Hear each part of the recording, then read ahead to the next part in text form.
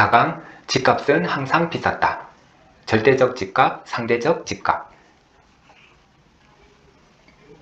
이번 생은 틀렸다. 또는 이번 생에 내 집 마련은 틀렸다. 이런 얘기들을 많이 합니다. 하지만 이런 생각은 잘못된 생각입니다. 이거는 사실이 아니라 지금 현재 상승장만 경험해본 사회초년생들이 이 상승장에서 느끼는 좌절감을 표현한 것이라고 생각을 합니다. 저는 오히려 반대로 이렇게 한번 여쭤보고 싶습니다. 만약에 정말로 이번 생에 내 집 마련이 불가능하다고 하면 그거는 왜 하필 지금 2021년도부터일까요? 물론 지금 시기에 집값이 많이 급등해가지고 집을 사기에 어렵다고 느껴지지만 그렇다면 과연 우리 선배들이 집을 샀었던 옛날에는 지금처럼 집값이 폭등했던 적이 없었을까요? 그렇지가 않습니다. 우리 선배들의 경험을 보면 이 부동산 스터디 카페의 네임드이신 우성님 같은 경우에는 1988년도에 처음 사회생활을 시작하셨었는데 그때 이야기를 카페에 이렇게 남기시고 있습니다. 그 80년대 말 집값은 자고 나면 폭등, 하루하루 폭등이었다.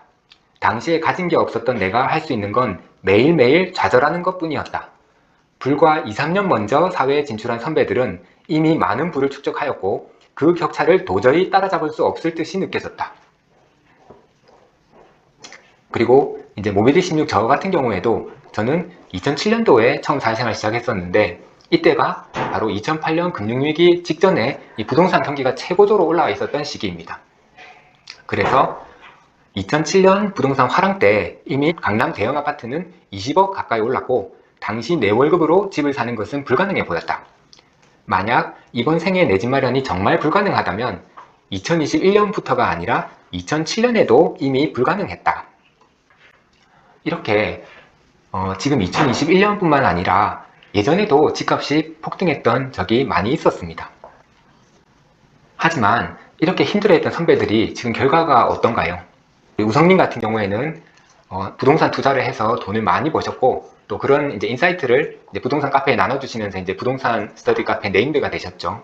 그리고 저 같은 경우에도 카페 네임드가 되지는 못했지만 지금 서울에 있는 아파트 다주택자가 되었습니다. 이번 생에 내 집 마련이 불가능한 건 아니지만 그렇다고 내 집 마련이 쉽지는 않습니다. 무엇보다도 절대적인 집값은 집을 사기에 만만하게 느껴질 정도로 쌌던 적이 한 번도 없어요. 우리가 싸다고 느끼는 집은 항상 폭등하기 이전에 과거에만 존재하는 겁니다. 2021년도의 집값은 지금 우리가 체감하기에 비싸다고 느껴지죠. 그러면은 우리가 이렇게 2021년, 2017년 이렇게 집값이 오르기 전의 2015년 집값을 지금 되돌아보면은 그때 집값이 우리는 싸다고 느낍니다. 하지만 우리가 2015년 그 당시에 그 집값이 우리가 싸다고 느꼈을까요? 그때는 그때대로 또 항상 집값이 비싸다고 우리는 생각을 했었습니다.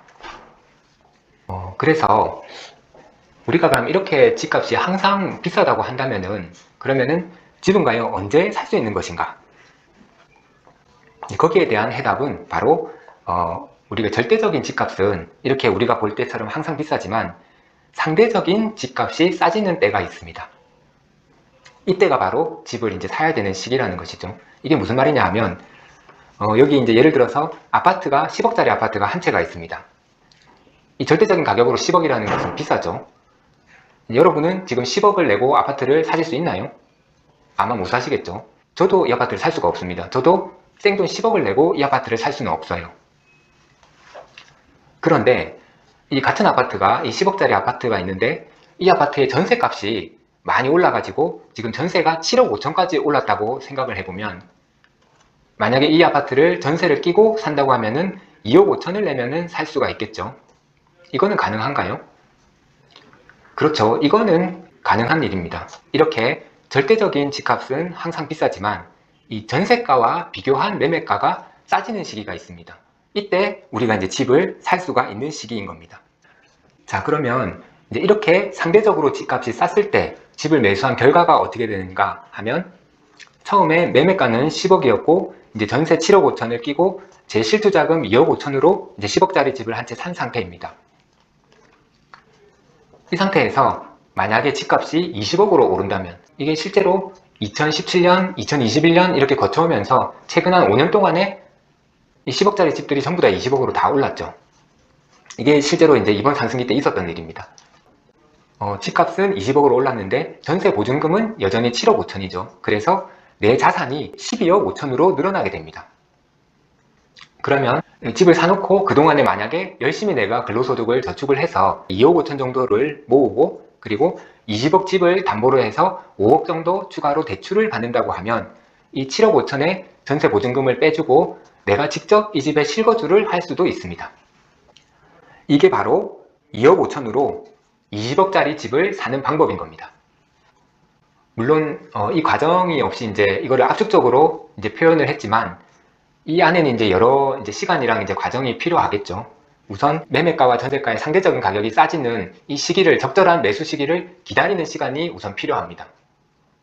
그리고 이제 이 집을 사고 나서도 전세를 끼고 샀기 때문에 내가 직접 바로 이 집에 들어가서 살지는 못하죠.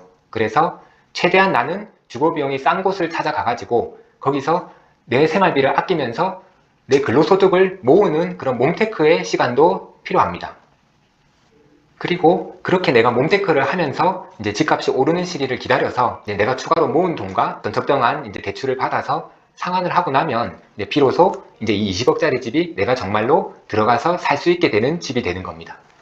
이게 바로 지금 우리 여러분들이 보고 있는 그런 선배들이 자기가 살고 있는 그런 집을 갖게 된 방법입니다. 그리고 선배들과 마찬가지로 여러분들도 이러한 방법을 통해서 결국 내 집 마련을 할 수 있는 겁니다. 자, 지금까지 들어주셔서 감사합니다.